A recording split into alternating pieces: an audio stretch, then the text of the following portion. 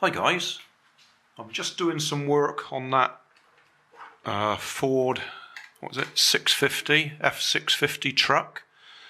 I'm actually changing the ESC that I've got on that so I can put a bit more power into the back motor.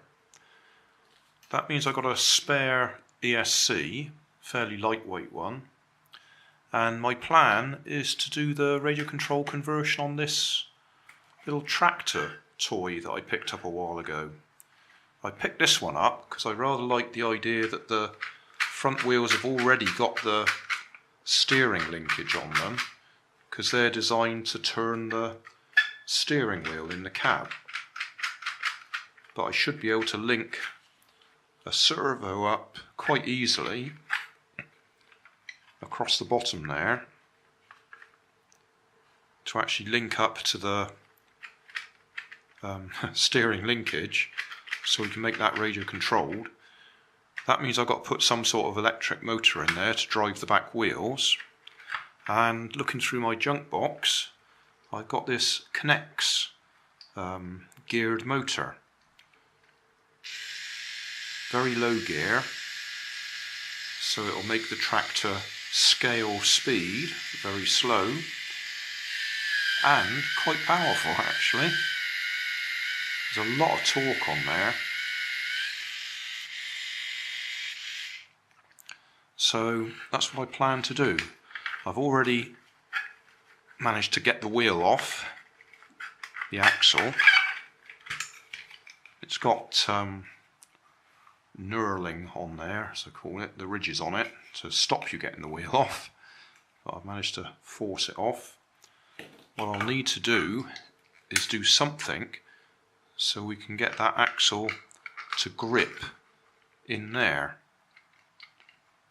because the way that grips is on these ridged bars or axles. I think what I'll probably do is cut this one and see if I can drill a hole right through the middle of it. That hole will actually be bigger than the centre where the indentations go in, but as long as I can get the hole fairly straight all the way through, that should then grip on the axle. I can always put some glue on it or something to try and hold it in place, and we'll see if we can use that. It'll be a bit of a tight fit. Probably have to cut a few bits out the way to make it fit in there, but that's the plan. Use that motor and a little 9-gram servo to do the steering. I'll still be using these original plastic wheels, so it's not going to be very good trying to go over grass or mud with it. It won't have any grip. But just for scale speed and driving around, well, I think it'll work. We'll see. And I will finish that one at some time. Up in the workroom, trying to drill a hole through the plastic rod or axle failed totally. It just overheated and melted as I was trying to get the drill bit through there. So I've given up on that idea and gone to a very simple option. Just wrapped tape round it, and that grips it perfectly well, or at least perfectly well for my purposes. And then the actual gearbox and motor assembly, I'm soldering one of my JST connectors straight onto the battery tags so we can use the ESC. It is rather a nice gearbox. You see there's multiple reduction gears there to reduce it right down, so we get lots of power out of a fairly normal motor.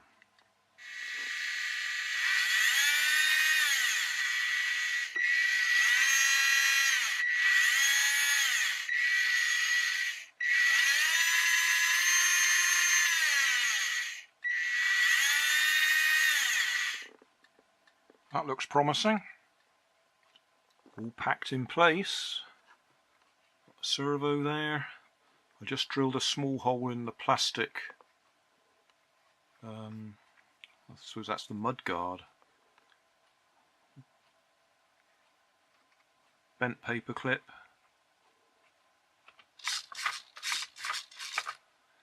The ESC tucks nicely inside the gearbox and motor assembly, because that's where the batteries would have been. And then I've got a small 2S LiPo just wedged in place with a bit of foam to hold it in place. Got the receiver tucked in there.